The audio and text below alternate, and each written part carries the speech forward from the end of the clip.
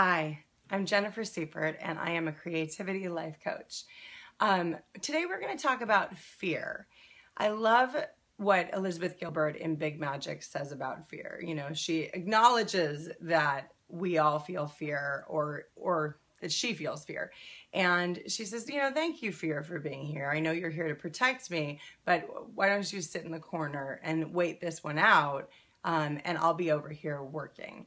And I love the fact that she can put fear in a corner and just tell it to relax. I ask you though, there are times that fear feels so overwhelmingly powerful. It's there to protect us, right? It's there back in the caveman era, the fight and flight.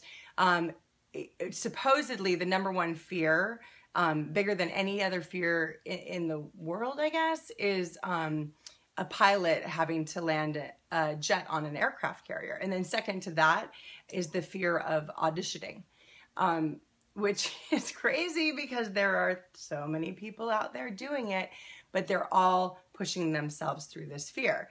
And the question I always get is, well, when you're in a fearful situation or you're going after something that you want and all of a sudden you're inundated with fear, how exactly do you take care of that?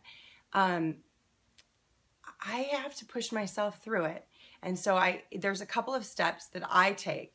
And I remind myself that if I'm going after a project and I'm procrastinating, for instance, it's not procrastination necessarily, or it's not laziness to get on top of that project. It's the fear that it's going to elicit while doing it, whether it's fear of success or fear of failure in that matter. But if it's something that I'm doing, like it's right there and I have a performance or I have to, get up in front of 1,500 people and start talking, there is a certain amount of, quote, stage fright that I feel that I have to push myself through.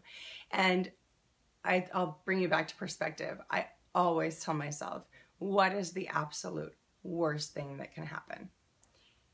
And if my answer isn't death, and some people who have died and come back 5 minutes later say death is nothing to worry about either.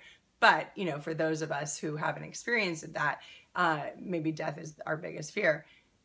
If I think, well, I'm not going to die getting up in front of these 1,500 people, I might forget my lines. That's scary. But if that's the worst thing that can happen, how would I then push through it?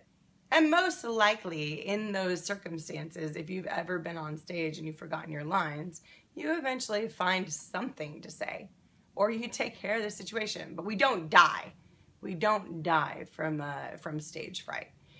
And once I get through that feeling and I start to breathe and I feel grounded and I tell myself, nothing really horrible will happen from this.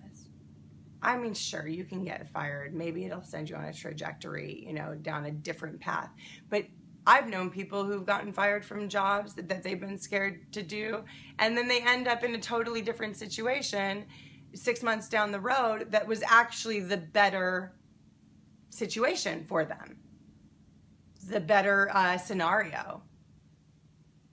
So just think about it. Sit with that for a little while and really ask yourself, is this going to kill me? And if it's not, and it's something that you keep on putting off, or you don't want to talk to somebody about a particular something that you want to produce, or you don't want to go down to the store and buy that chunk of clay to sculpt into your sculpture, ask yourself why. What is it that's stopping you besides fear? If it's just this air of procrastination and you need a deadline, give yourself a deadline. Give yourself a reward and be kind to yourself. If you get that thing done, you get to do A, B, and C. You get to go on this retreat to Ojai and drink a lot of wine and escape for a little while. You know what I mean?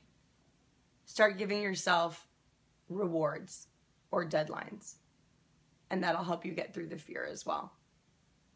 www.jenniferseifert.com, and if you go to my website now, you can download my free ebook.